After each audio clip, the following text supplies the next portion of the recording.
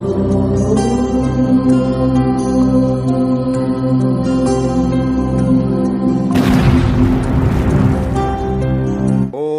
जय सियाराम। मित्रों, आप सभी का आदर्श धर्म चैनल पर हार्दिक स्वागत करते हैं।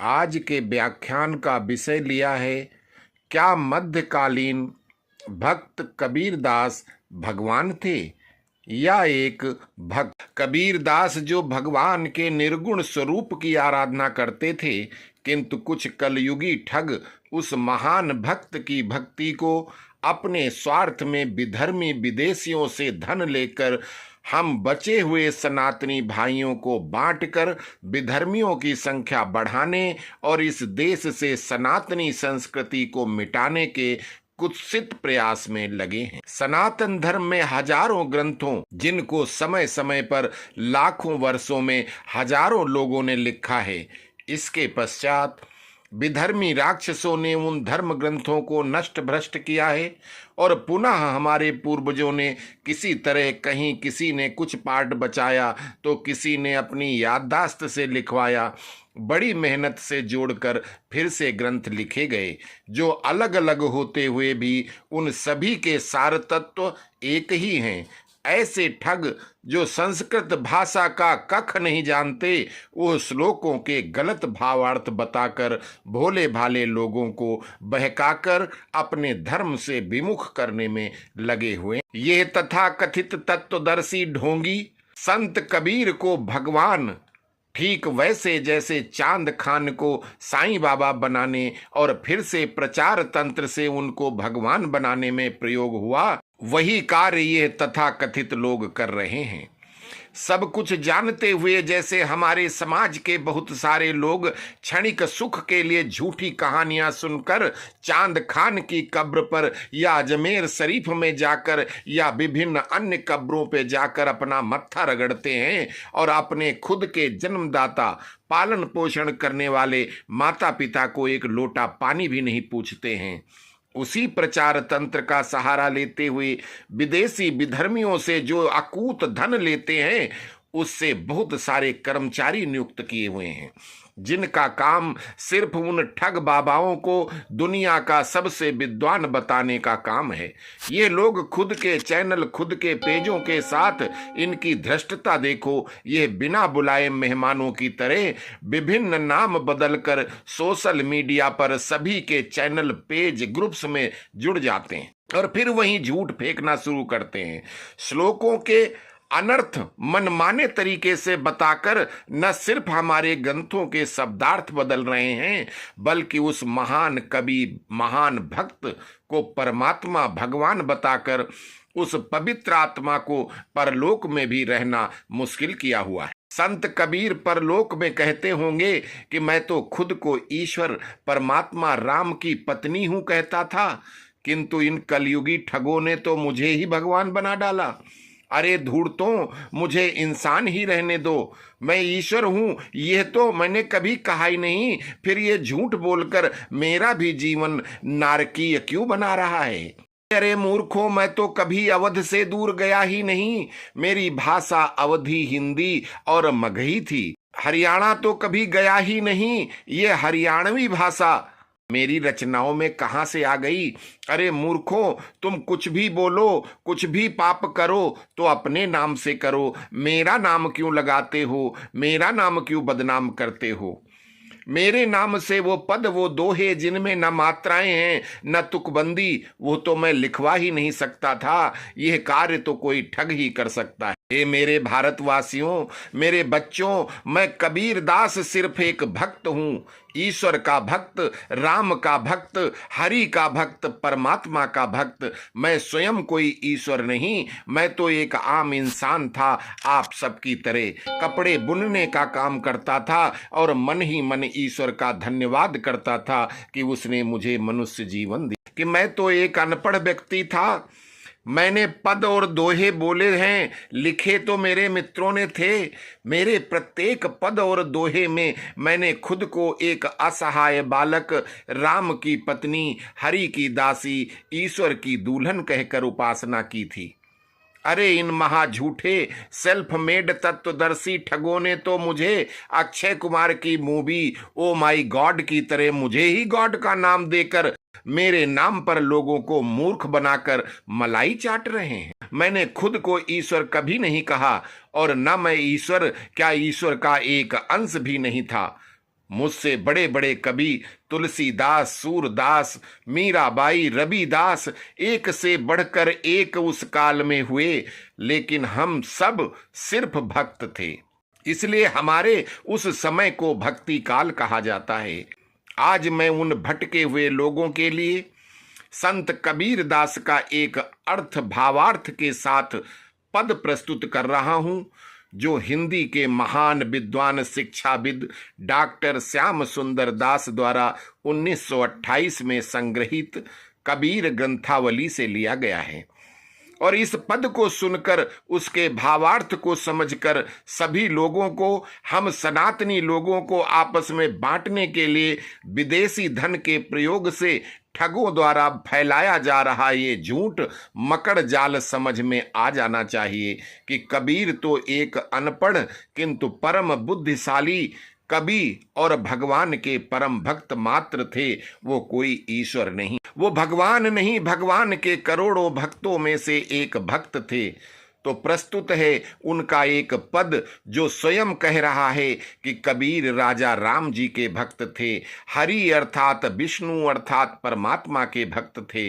सुनिए उनका असली पद, जिसकी मात्राएं भी परफेक्ट हैं और रचित भी कबीर दास द्वारा ही है। कि दुल्हनी गावहु मंगल चार, दुल्हनी गावहु मंगल चार, हम घरी आए हो, हम घरी आए राजा राम भरतार, दुल्हनी गावहु मंगल चार। तन रत करी मैं मन रत करीबे, तन रत करी मैं मन रत करीबे, पांचों तत्व बराती, राम देव मोरे पाहुन आए, मैं जीवन में मदमाती, शरीर सरोवर बेदी करी हूँ, शरीर सरोवर बेदी करी हूँ, बेद ऋचा को उचार, दुल्हन गावहु मंगल चार, दुल्हन गावहु मंगल चार। रामदेव संग भांवरी ले हूँ, रामदेव संग भांवरी ले हूँ, जो एक अविनाशी, सुर 33 कोटि आए, मुनिबर सहेस 88, कहें कबीर हम ब्याही चले हैं, कहें कबीर हम ब्याही चले हैं, धनी धनी भाग हमार, दुल्हनी गावहु मंगल चार, दुल्हन गावहु मंगल चार। हम घरी आए हो, हम घरी आए हो राजा राम भरतार, दुल्हन गावहु मंगल चार। अब इस पद का अर्थ बताते हैं। कबीर दास जी कहते हैं, हे सुहागिन स्त्रियों, यहाँ पर भक्त कबीर खुद को एक स्त्री और अन्य सभी व्यक्तियों पुरुष महिलाओं को एक स्त्री की संज्ञा देते हैं। कोई भी जीव अर्थात जीवात्मा को स्त्रीलिंग ही माना जाता है। अतः कबीरदास अपने आसपास के सभी लोगों, वो चाहे महिला हो या पुरुष, उसके अंदर की आत्मा को दुल्हन अर्थात सुहागन स्त्री कहकर बुलाया है। आज मंगलाचार का मतलब वो गाने जो सिर्फ विवाह के समय ही महिलाएं गाती हैं, अर्थात मंगल गान गाओ। हे सुहागिन महिलाओं, सभी मिलकर मंगल गान गाओ, क्योंकि आज मेरे घर पर मेरे पति, मेरे राजा राम अर्थात आत्मा के पति परमात्मा आए हैं। मेरा तन और मन दोनों ही उनके प्रेम में लीन हो गए हैं, आसक्त हो गए हैं। पांचों तत्व पृथ्वी, गगन, अग्नि, जल और वायु राजा राम के साथ बाराती बनकर आए हैं, अर्थात पांचों तत्व जिनको मिलाकर मेरा यह तन बना था, वो आज परमात्मा से मिलन के साथ अलग अलग होकर बारातियों की तरह अपने अपने घर चले जाएंगे। बारातियों का क्या काम होता है? बारात में दूल्हे के साथ आना, नाचना, गाना और फिर खाना खाना, और फिर जैसे ही विवाह हुआ सब अपने अपने घर लौट जाते हैं। ठीक उसी प्रकार पांचों तत्व से मिला यह शरीर मृत्यु होते ही अलग अलग होकर सारे तत्व अपने मूल तत्व में मिल जाते हैं। आगे की यात्रा में जैसे दुल्हन अकेली जाती है अपने दूल्हे के साथ, वैसे ही आत्मा अकेली जाती है परमात्मा के पास। कि रामदेव अर्थात परमात्मा राम मेरे पाहुन, अवधी भाषा में पाहुन पुत्री के पति दामाद को या बहन के पति बहनोई को कहा जाता है। और यह आज तक प्रथा है कि जब भी कोई व्यक्ति अपनी ससुराल में जाता है तो यही कहा जाता है कि पाहुन आए हैं, अर्थात अतिथि आए हैं, और मैं अपने यौवन जवानी अर्थात उनकी भक्ति में मदमस्त हो गई हूँ। आगे कहते हैं कि अपने शरीर रूपी सरोवर को वेदी अर्थात हवन कुंड बनाकर वेद की सबसे बड़ी ऋचा अर्थात राम नाम की भक्ति करके अपना विवाह करूंगी। परमात्मा रामदेव से भांवरी लूंगी, अर्थात मेरे 7 फेरे मतलब मेरी आत्मा के फेरे एक अविनाशी परम ब्रह्म परमात्मा के साथ होंगे। मेरी आत्मा और परमात्मा के विवाह मिलन जिसे देखने के लिए 33 कोटि देवता और 88,000 ऋषि मुनिजन यहाँ पर आए हैं। कबीर दास कहते हैं कि मैं अपने आप को बहुत बहुत भाग्यशाली हूँ कि मेरा ब्याह हो गया है और मेरे पति मेरे राजा स्वयं राम जी हैं। इसलिए हे सुहागिनों, जोर जोर से मंगलाचार गाओ। मैं आप सभी मित्रों को ये आग्रह करता हूँ और सलाह देता हूँ कि कृपया संत कबीर के असली पद पढ़िए, उनके असली दोहों को पढ़ो जो उनके काल में उनके द्वारा बोलकर लिखाए गए इन कलयुगी ठगों के बनाए हुए कवित्त जो न तो पद हैं न दोहे, न जिनमें कोई मात्राएं हैं न जिनका कोई अर्थ है।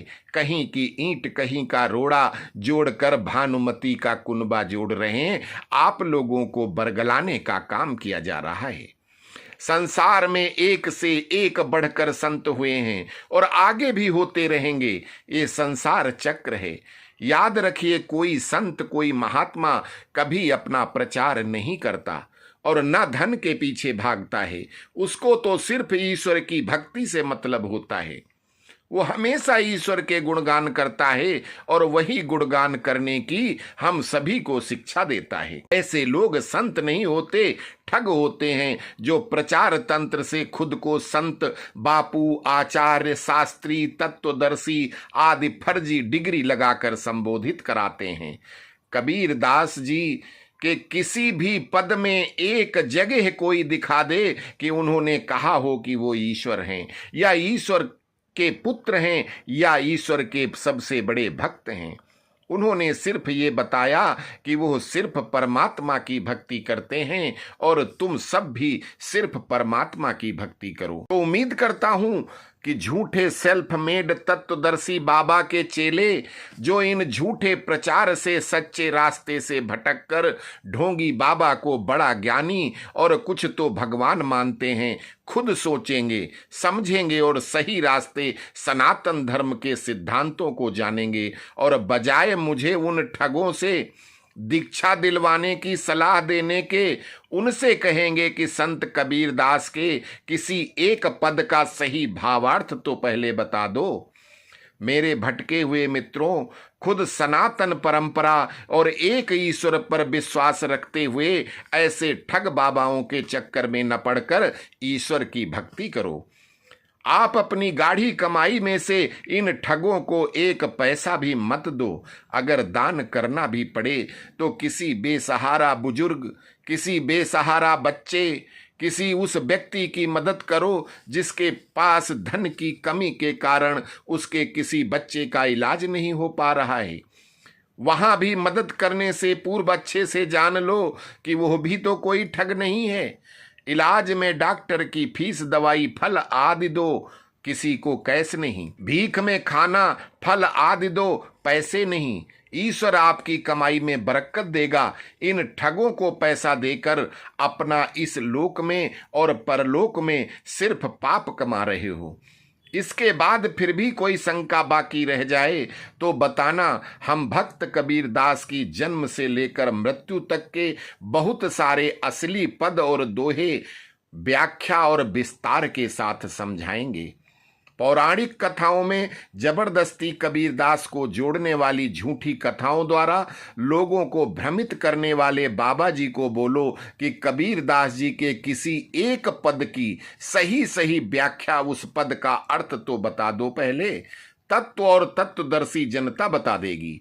जो व्यक्ति शुद्ध हिंदी पढ़ नहीं सकता, जो हनुमान जी की पूंछ की तुलना गधे के गुप्तांग से करता है, ऐसे मूर्ख व्यक्ति को संत शब्द लगाकर बोलना भी, उसकी बात करना भी गाय की हत्या करने के बराबर है। ऐसा व्यक्ति संस्कृत के श्लोक के अर्थ का ज्ञान बताता है। धन्य है कलयुगी बाबा, प्रचार तंत्र और प्रचार में फंसकर खुद को लुटवा रहे भीड़ तंत्र। अस्तु। ओम नमो भगवते वासुदेवाय।